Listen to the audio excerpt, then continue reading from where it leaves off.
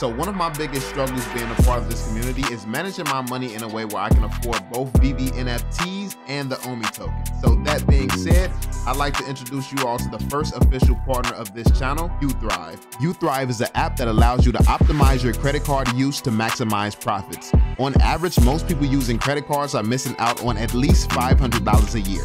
You don't have to pay for anything at all. Before you make any purchase you normally make using your credit cards, UThrive will analyze your purchase in seconds and tell you which of your credit cards will give you the highest cash back and rewards, saving you hundreds of dollars a year. Doesn't matter if you're grocery shopping, getting gas, or planning a trip. Anytime you spend money, save money with UThrive.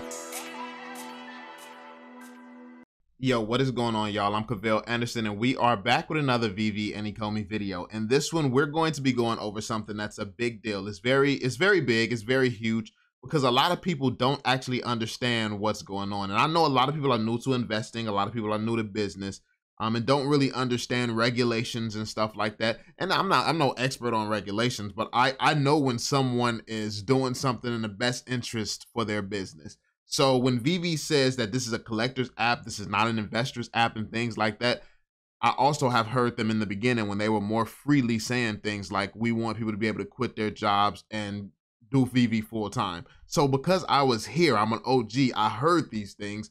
I know when they say now, oh, this is 100% for collecting, it's because they're a higher status company. Like they have to worry about regulations and things now. There's going to be like, there's more concerns now, so they have to be careful how they present Veve. And I think that this should be something that everyone is aware of. Everyone knows that this should be something that everyone knows. So this is kind of going to touch on that. Rhys is kind of going to explain that, yo, we have to conduct ourselves in a way that a business should, more so than saying, yeah, come on, this is investors. This is for investors. Like, that's not going to happen.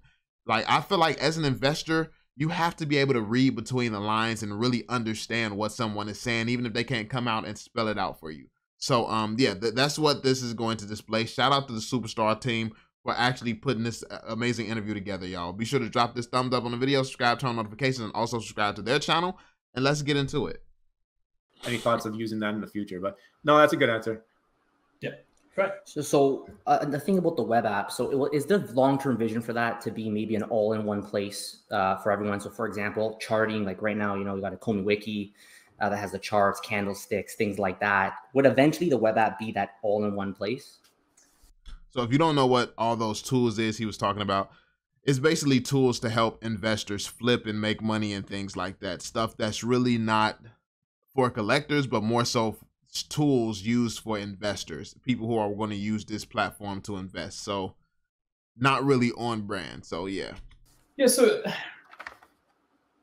maybe. Right now, I am more content with implementations like that, right? I mean, the clowns like Ecomi Wiki, there's a few other ones that I know of that are in the works. The community have built this incredible array of tools, and we're trying to give them API access so that they can make those available. I personally think that that's better, right? Then you can opt into the one you want to use. And for Veve especially, you know, we tread a very fine line in our language, in the way that we display things. Obviously, you can trade these collectibles and make money. But as soon as we start portraying that you could make money, it becomes a very gray area from a legal point of view. And if we start displaying price charts and things that might influence your choices as to what to purchase on those things, then I think it puts us in a pretty bad place. So basically they have to move a certain way. They have to say certain things so they don't have any influence on the products.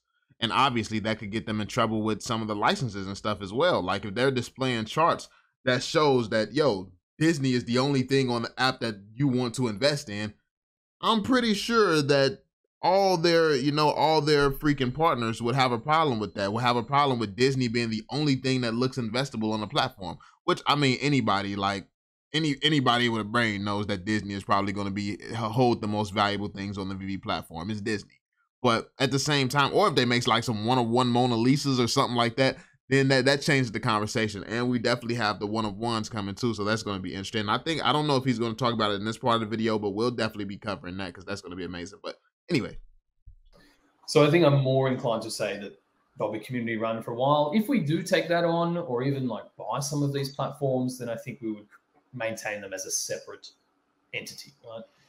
But when it comes to the web platform, yeah, the intention is for the web platform to become like the VV hub, more so than the phone app and things like that, right? Obviously, it's cheaper for people to get gems on there. It's better for us from a company point of view if people are using the web app instead of giving 30% to Apple or Google. But you have your Omi wallet in there as well, right? So when those Omi integrations and features come out, that will be through the web app, right? Staking and things like that. The Veveverse, whenever it comes, you're going to branch out from the web app and your gems and your accounts there as well. So yeah, really the web app, other than opening us up to a new audience now, is prepping for the next phase of the company. So we know that you will now have a marketing team under Alex. So are you hiring new developers and tech people? Like we know that resourcing right now, the industries that we're familiar with, it's really hard to find people, good people to help deliver on the work. Are you having those troubles? No more so than normal. We are very blessed that we hired responsibly in the bull market and we don't have to cut 50% of our workforce like Coinbase and some of these other guys. And now we're in a position where we can pick up really high quality employees and developers and things because the pool there has actually gotten a little bit bigger, right, in the bear market, as it tends to. We've also just got better at finding or identifying the skills that we need and whether the people that we are chatting to can actually fulfill those roles, right? Because obviously you don't just like hire a developer and they start on Monday and they're good to go, right? There's a long onboarding process there, a lot of security practices, all of those kind of things that kind of have to come into effect. But we've been hiring for the last, since we started, really. We keep putting on new developers, which is helping us to scale, obviously, the development side of things. As you said, Alex has built out the marketing team a bit more. We're starting to build that out. And that's how a company grows, right? This time last year, Alex was with us, but not long before that, it was me, Dan, David. David and Dan didn't make that many appearances, until probably we started moving a bit more. And we were the front of house, right? I was doing everything for Veve and Ecomi socials, all the writing, all the articles, all the drop stuff, and bit by bit, we've built that out. So we hire more from, when we require the resource rather than like, let's put on 10 people now and hope that we hit that capacity, right? So last community update, Dan actually mentioned about the search bar and how it's not the perfect tool right now. That's, I think, where we got that question from, because we were wondering, maybe has that team already been hired? Like, has there been extra people added into that functionality? Is it ongoing right now, or are you still looking to get that? So we don't necessarily hire for one particular piece of functionality. It's more allocating, right? We hire to the dev team and then we allocate those development resources or that development time to particular tasks, right? Now, what slows things like that down? Okay, obviously a functioning search bar would be great for all of us, right? It would make our lives easier. But there's probably 10 priorities before that are way more crucial to the app staying alive or to something else happening, right? Or a new product rollout or something like that. Yeah, I think that the community is just spoiled. Like, they're spoiled because they don't realize how much work goes into all of the stuff that Veve is doing. All of this stuff has to be developed. They're doing something that has never been done before, and even using third-party things. Somebody has to implement these third-party things into Veve. Like, even if it's a third-party thing, that makes it easier. It does not make it so you don't have to do any work at all. It just makes the workload less. But you still need people implementing these things, and then we don't know what all they're working on. Like, so yeah, it's a lot of things that people don't take into consideration. They just want Veve to deliver what they want, and they don't understand how long development takes. Development times can take a while, especially based on whatever the back end looks like. Because the worse the back end looks, the longer things are going to take to get done. Now, I don't know if they've completely redone the back end. I would assume that they've been making some optimizations on the back end, but I mean, that's just an assumption. I have no information on that, and that maybe they I wonder if they talked about that throughout this interview. So it's not that they're not in the list of things to do, but we do have to prioritize towards things that are more crucial as a feature, as a function. Yeah, those kind of things. Okay. Yeah. So go ahead. Okay. So speaking of things to come and stuff that we're expecting in the future, I mean, in the white paper, we've seen a bunch about it. Gamification, when that does come, if it does come, is is there plans for gamification of existing collectibles on the app, or will it only be new things, or is it not maybe not coming ever? Like what's the deal with gamification? Yeah, look, this would be complete speculation if we want to continue this conversation, right? Because it's not, I don't actually have the details of what those plans are, but I think our general thinking is obviously most of the gamification, or what we refer to it as. Well, actually, sorry, I should differentiate. The Master Collector program is a layer of gamification, right? Light gamification, but you're receiving points. You're able to spend those points. You know, there's strategies there. It really becomes a bit of a game there. But the gamification that most people refer to is like video games, right? Being able to actually play games with their characters. Now, I'm not going to say that the collectibles that are available now won't be part of that whenever that comes, or whatever that is. But I think that there are two things to kind of keep in mind, right? And I think there's one school of thought that would say, well, maybe you need a particular set to play a game in the Veveverse, right? And that's where renting of collectibles and things like that can really come into the play. And then there's people that want to use their characters and run around and use them as an avatar. Right? Yeah. And like, fair enough. I think that's awesome. But there's a heck of a lot of work that would need to take place for that to happen, because a lot of those early collectibles weren't built with skeletons, right? And this is only my general understanding of this from Trevor when he used to be with us. But if your collectible needs a skeleton for it to be animated, right, which we see with a lot of the animated ones, so we would either have to retroactively go back and rebuild the model effectively so that it could be used in that sort of thing, and then you're now talking like, I don't even know how many collectibles are on the app, but thousands, right? Or at least a lot of, a lot. So to do that for every single collectible and then have them move or be controllable or gamified is a big task. Right? We would basically need an entire gaming arm to actually manufacture that. So I'm not going to say any of those will or won't happen, because I really don't have the answers at the moment. I just want to set the tone for what it actually takes to get to people's expectations. Cool. Yeah, so that I actually got a comment about that because someone was worried about that. They were worried about the fact that, Rhys said that there's no skeletons in them. They would take a lot of work. Me personally, I'm not like, while I think that there is a chance that some of these assets could be the assets that we use and run around with as avatars someday, I think that the biggest value is going to be in something like owning this set allows you access to this game and stuff like that. So you have a set of collectibles and you get to play this type of mini game and that mini game. And this is just different things that would keep people engaged right now. So it doesn't even have to be some like big, huge game. It could just be some experience tied to these certain, to owning this certain set of collectibles or this certain combination of collectibles. And honestly, they could make a game out of literally making different combinations of collectibles where if you hold this certain combination, you unlock certain things within Veve. Just that by itself, and then figuring out what combination of characters unlocks what game or unlocks what experience on Veve, that in itself would be huge. So yeah, I think that running around with the avatars is cool, but I think that one of the bigger things, especially right now, earlier on, would probably be just using NFTs as unlockable tokens to unlock other experiences. So yeah, I don't think that we necessarily need skeletons for everything. Like Todd is amazing, but you don't need to be running around with Todd. Like as long as holding Todd is the key for you to play a Batman game, Todd is valuable. Todd is even more valuable because you need Todd in order to play this Batman game. So I think that that's all people really need and all people are really looking for is in terms of value. Now, if you just love your collectible and want to be running around with it, yeah, like that's a much more difficult task.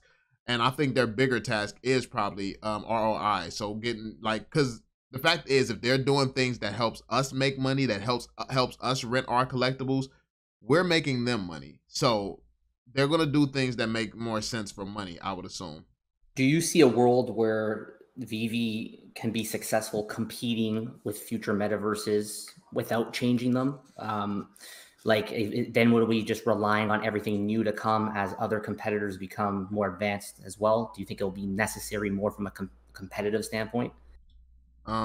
See, like, this is actually a really good question, but I don't think that Veve is really competing either. I know Rhys is going to go into it here, but I don't think that Veve needs to compete in terms of changing models and things like that. I think that just unlocking the ability to have a game tied to a certain set of collectibles, that is enough. Like, maybe they completely make whole new things or different things to fit into a game. So if you own a Todd, let's say you own a Todd and it allows you access to a Bruce Wayne game or something like that. Like that, it's not the same thing. It's a completely different thing, but it is an experience that you can get, but only if you hold the Todd. Or maybe you can tour the Batman mansion or something. Like maybe you can tour the Batcave if you hold the Todd. Or maybe if you hold the Todd, you unlock the Batcave as your showroom. So now, because you own Todd, your showroom becomes, you have the option to make your showroom the Batcave. Like stuff like that, different types of utilities like that. I think that's enough to set Veve apart, especially towards the beginning, because I don't think anyone's out here doing anything better. They don't have to just jump into AAA games. I think that there's some steps in between that Veve could take advantage of. Sorry, can you just rephrase that a bit? Do you think it's necessary for us to out-develop? Is that kind of what you mean? Yeah, like add utility to current collectibles. Yeah. The one thing that sets us apart from a Metaverse standpoint is that we have access to all of these licenses, right? And as more comes to the fore, it will become a bit more obvious what our play will kind of move into and what direction that will go. But at least to my knowledge, we are still going to be the only Metaverse with all of this licensed IP. They obviously see the future there. And the Metaverse itself gives us a lot of opportunity to have something that is more open and decentralized, right? It isn't sort of like Veve is. And I think that most people really understand that, right? It's not open and interoperable, then you've just built a game. You haven't built any sort of Metaverse implementation. So I think that will let us remain. I think we'll always be at the top of the game, but I'm incredibly biased. Right? Yeah. But being open to that and enabling that, I think allows us to be competitive. It also means that we can build those implementations in other metaverses, right? And direct people back to ours or back to Veve and really start to spread those seeds elsewhere. So the biggest utility, I guess, would be that interoperability and being able to use it in the metaverse, and then whatever comes from the metaverse would be added utility. If that, yeah. I think honestly, the metaverse is so new in its design, in its concept, that what we think of the metaverse today is going to be completely different, right? So limiting our ideas to the utility of the collectibles, I think is too narrow a viewpoint, right? Yeah. I think it's going to be different layers. I think it's going to be different layers of utility. There could be individual utility for individual collectibles. There could be utility for sets of collectibles. There could be multiple different layers of utility. I think at the end of the day, the biggest selling point is going to be the different forms of utility companies can do. I don't think that it's going to be enough to have these brands, because as DC is showing, like there's brands, they're giving their brand to a lot of different people. But what's going to start, like Veve is going to get to a point where they're pushed to start. You know, I just don't think he can talk. I don't think he can talk about more of what their plans are, because he did just say it's going to become more obvious what our play is. But yeah, it's going to become a point in time where utility has to take the forefront, because there's going to be a bunch of people with the DC license. There are going to be a bunch of people with Batman on their platform. Like there's going to be different Batmans. Maybe it's not the 3D version. Maybe it's not the statue version, but there's going to be different types of Batmans. I believe that Veve has the exclusivity in being able to make the Batman the way that they make it, because we have cards, we have the Bat cows. I don't know. Yeah, I don't know that there's anybody else who has the exact same 3D models as Veve just yet. So yeah, I guess we'll have to see. That would be like an initial use for the collectibles. Again, the gaming example would be another use for the collectibles. But yeah, nobody knows where this is going to go. We're going to try and usher it in, the way that we think it should be built. Yeah. At least for ours, right? So yeah, we'll just have to see what happens. Okay. All right, y'all. So we're gonna end this one there. A lot of information here, a lot of stuff covered. I actually loved this one. I loved all the details about the metaverse gamification and things like this. I think that this is probably the biggest thing that's going to keep me interested and intrigued. I think that he knows more than he's saying here. I get the vibes that he definitely knows a lot more than he's saying about what's coming utility wise, but it's obviously not something he can speak on. He's under NDA. So yeah, that being said, I am happy that he has the answers and he knows certain things, and he was thinking carefully about how he said what he said, because it shows me that they are working on it. So yeah, let me know what you all think in the comment section down below, fam. Be sure to drop that thumbs up, subscribe, turn on notifications. I'm gonna catch y'all on the next one. Peace out, y'all.